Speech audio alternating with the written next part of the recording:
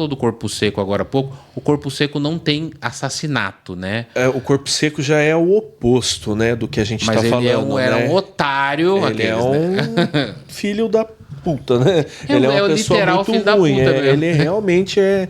Não, ele é tão ruim que ele faz mal até pra mãe, né?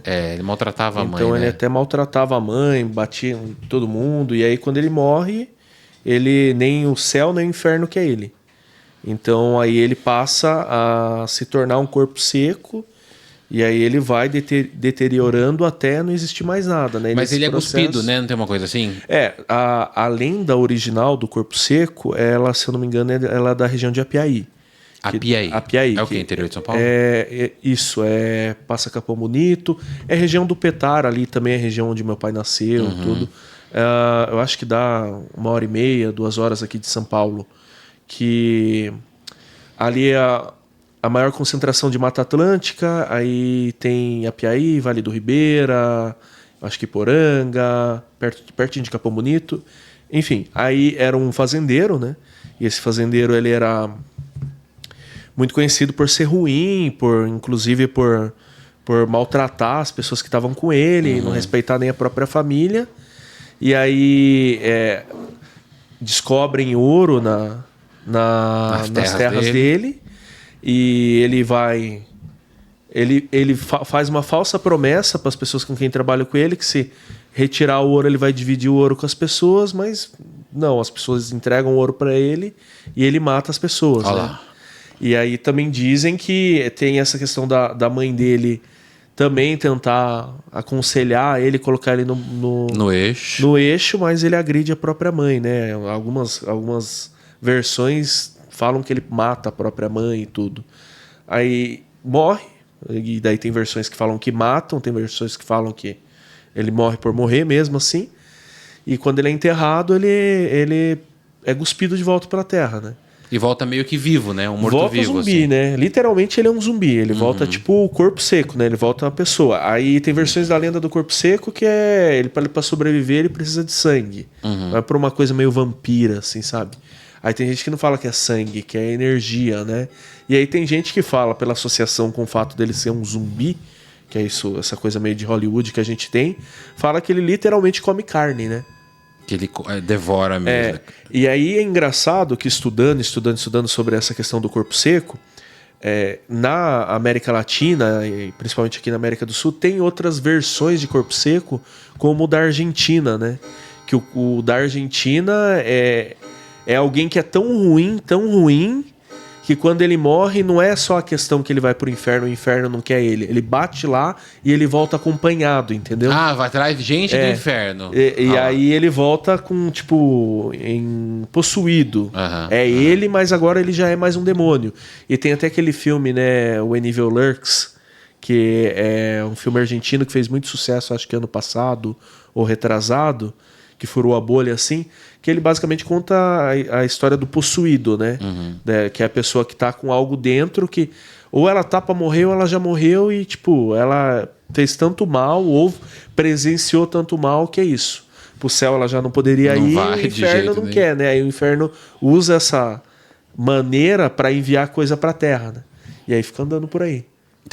Eu já ouvi muito relato de corpo seco em São José dos Campos, que falam que tem bastante aparição lá também. Porque esse de São José dos Campos, ele tem uma promessa não paga. Essa é uma versão de que ele fez mal para a mãe e tal, mas tem uma outra versão do corpo seco que eu escuto, que é o de que ele era um cara muito ruim e aí ele pede para um escravizado fazer uma coisa muito sacrificante, assim, uma coisa... E aí ele fala, tudo bem, senhor, mas o senhor me leva para Aparecida? Aí ele falou, claro que levo, pode fazer que eu levo. E aí o cara faz o que ele pede, e aí ele não cumpre a promessa, esse cara morre. E aí quando ele morre, volta essa... Bom, ele tem esse efeito, né, de ser enterrado e a terra não aceitar. Cuspido. E aí ele fica atrás das pessoas para cumprir a promessa. Então quando um corpo seco te encontra, ele fala... Você me leva até Aparecida? Vamos comigo até Aparecida? Se você for para Aparecida, ele descansa. Ah, então é uma dívida dele, né? É uma dívida dele. Que ele tinha com uma pessoa que era escravizada dele, é isso? Exatamente. Em Piracicaba tem uma versão feminina do Corpo Seco que é muito boa, que é Inhala Seca. Inhala Seca? Que é uma mulher. A Inhala Seca, ela é uma mulher muito avarenta, muito malvada, aquelas coisas todas. Uhum. E aí morre de tuberculose, é enterrada. E quando vão exumar, o corpo dela tá incorrupto. Ah lá. Sequinho, mas incorrupto. Enterram ela novamente para ver se ela se decompõe. Ela não se decompõe depois de 5 anos. E aí os caras falam, pô, eu acho que essa mulher é uma santa. O corpo dela tá incorrupto.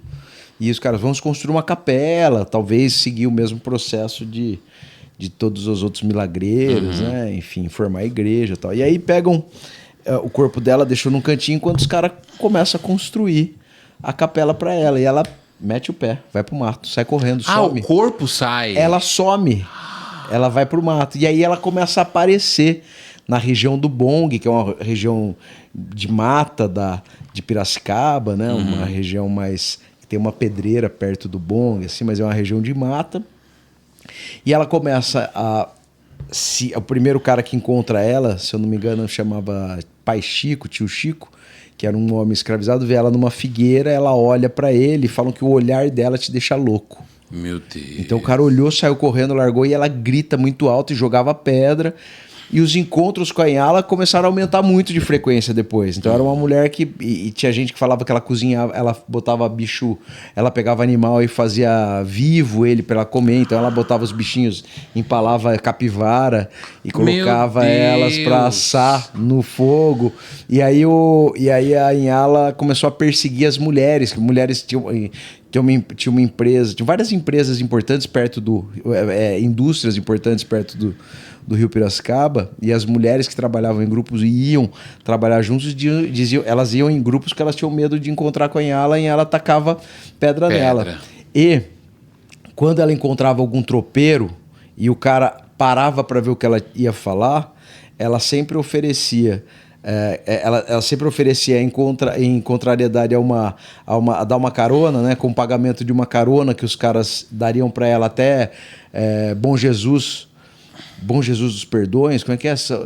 Bom Jesus de Pirapora. Se levasse ela até Bom Jesus de Pirapora, ela dava uma parte do tesouro dela, que ela guardava lá. Então, eu acho incrível. As histórias de Piracicaba são muito legais porque elas têm versões próprias de histórias mais conhecidas, mas com muita identidade. Nunca ouvi falar de... Da Inhala Seca. Inhala. A corpa seca. Corpa seca, Só com isso que o Thiago falou também, tem outras entidades, lendas, que também são muito, muito parecidas com o corpo seco.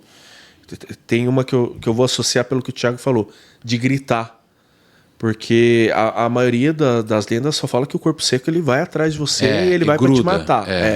Mas tem uma lenda que, na verdade, é o bradador, né? Ou o gritador. Que também é da região lá de Apiaí. E esse meu pai contava muito essa história para mim. A versão do meu pai é que era um homem que ele era malandro, né? Ganancioso. E como que funcionava antes para marcar as terras? Uma pessoa ficava com a estaca de um lado e o outro do outro lado.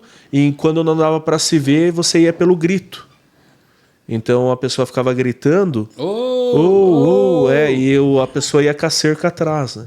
Então, ia por isso. Só que esse homem, ele roubava para as terras dele e ele roubava para quem pagava ele. Então ele mudava o lado, né? E aí pegava mais terra para ele, assim? Isso, ele roubava o lado da cerca lá. Então, ele puxava pro lado dele, assim... E quando ia ver, ele já tinha pegado a terra para ele. Se aí implicasse com ele virava briga, né? Só que aí um dia foram perdendo a paciência com ele, perdendo paciência com ele, e deram o fim dele, né? Só que aí, tipo, mataram ele no meio do nada lá, e lá ele ficou. Deixaram o corpo lá. E aí as pessoas falavam que quando andavam pra estrada lá à noite, no lugar onde meu pai morava quando era criança, às vezes escutavam ele gritando. Só que essa história de bradador também tem no Brasil inteiro. E tem até, tipo, Bolívia, Venezuela também. Bradador ou gritador? Ou gritador, que também é a lenda de alguém que, por algum motivo assim, também tem um atrito, é morto e fica também gritando pelas estradas. E aí tem o unhudo também, que também é uma coisa... Unhudo, já ouvi falar. Tem o unhudo também, que eu acho que as primeiras versões também são dos países vizinhos do Brasil, mas também é a mesma coisa que o corpo seco, também alguém muito ruim e tal. Só que, vamos dizer assim, que o adereça mais é aquele unhudo, né? O unhudo é de unha mesmo, que tem uma unha grande. Isso. Unhudo. E é uma unha da mão e do pé, aquele. E ele também persegue as pessoas assim. Também tem várias e várias histórias dele. Então aí tem o corpo seco, tem o unhudo, tem o bradador. E que mais? Ainda tem mais o assobiador, que esse é bem famoso, mais região sul-sudeste do Brasil, que também é um homem que também morre, fica vagando porque não pode ir nem pro céu, nem pra terra. E ele é mais típico da quaresma agora. Se você estiver andando pela rua e você escutar o assobio, deixa assobiar, mesmo que ele passe assobiando pro seu lado. Se você assobiar de volta, ou responder, ou parar pra olhar ele te pega também. Bom que eu não sei assobiar, você sabe? Eu só sei fazer isso. Tem aqueles assobios de hétero, né? Faz... de futebol, né? Esse eu não sei.